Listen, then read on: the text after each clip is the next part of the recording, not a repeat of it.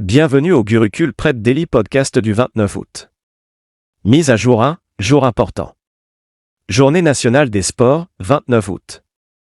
La Journée nationale des sports trouve son origine en Inde avec la naissance de l'un des plus grands athlètes du pays, le Major Dhyan Chand, qui est devenu l'une des figures les plus célèbres du hockey. Né le 29 août 1905, il a commencé sa carrière avec l'équipe régimentaire de l'armée britannique en Inde. Ses compétences ont captivé le monde, propulsant l'Inde à 3 médailles d'or olympiques consécutives en 1928, 1932 et 1936.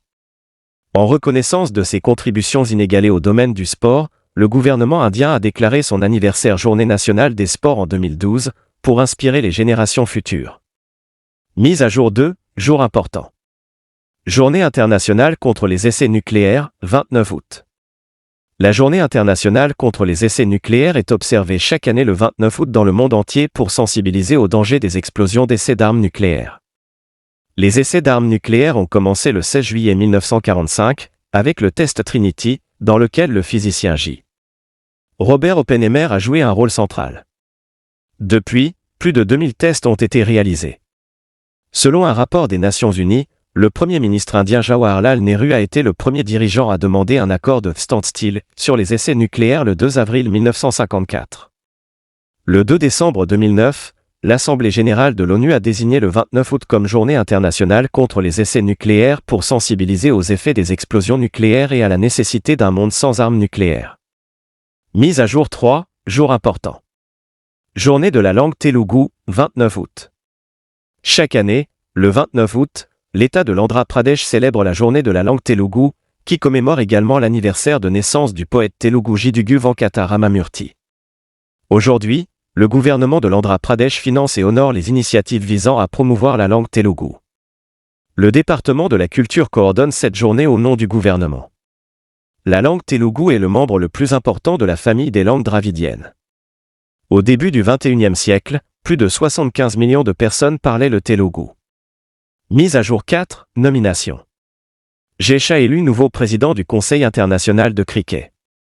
Jai Shah, l'actuel secrétaire du Conseil de cricket en Inde, BCCI, devrait devenir le plus jeune président du Conseil international de cricket, ICC. Il succédera au Néo-Zélandais Greg Barclay le 1er décembre.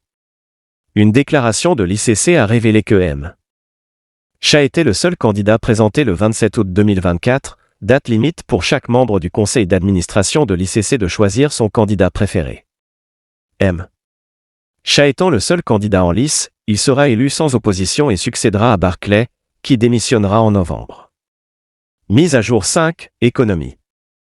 Amazon lance Rufu, une nouvelle ère dans l'assistance d'achat alimentée par l'IA.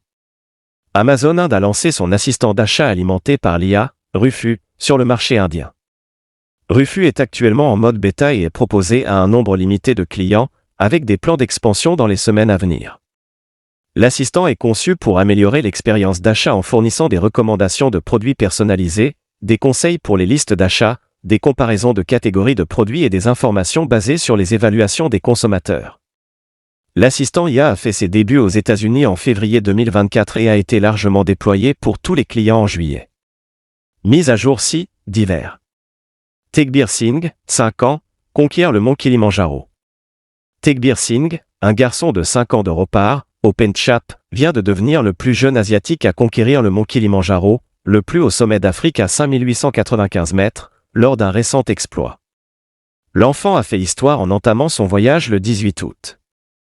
Le 23 août, il a atteint le pic Uhuru, le point culminant de la montagne. Tegbir a marché 8 à 10 km par jour malgré le froid extrême et l'air raréfié. L'équipe a rencontré des revers, notamment l'annulation de la première tentative de sommet en raison de conditions météorologiques difficiles et d'une tempête de neige. Mise à jour 7, plan et comité. Célébration des 10 ans de Jan-Dhan Yojana. Le 28 août, le Premier ministre Narendra Modi a commémoré le 10e anniversaire de Jan-Dhan Yojana et a félicité tous ceux qui ont contribué à son succès. Le Pradhan Mantri Jan-Dhan Yojana a été lancé le 28 août 2014 comme un objectif national global pour atteindre l'inclusion financière de tous les ménages indiens. Le plan vise à fournir un accès universel aux services bancaires, à garantir que chaque ménage dispose d'au moins un compte bancaire de base, et à promouvoir l'éducation financière. De plus, il facilite l'accès des bénéficiaires au crédit, à l'assurance et aux pensions. Mise à jour 8, sciences et technologies. Épidémie de grippe aviaire signalée dans la ville de Pipili en Odisha. Un cas humain de grippe aviaire a été identifié dans le district de Puri en Odisha. Selon le ministre de la Santé de l'État, Dr. Mukesh Mahaling, le cas a été découvert au centre de santé communautaire de Mangalpur, CHC, dans le district de Puri.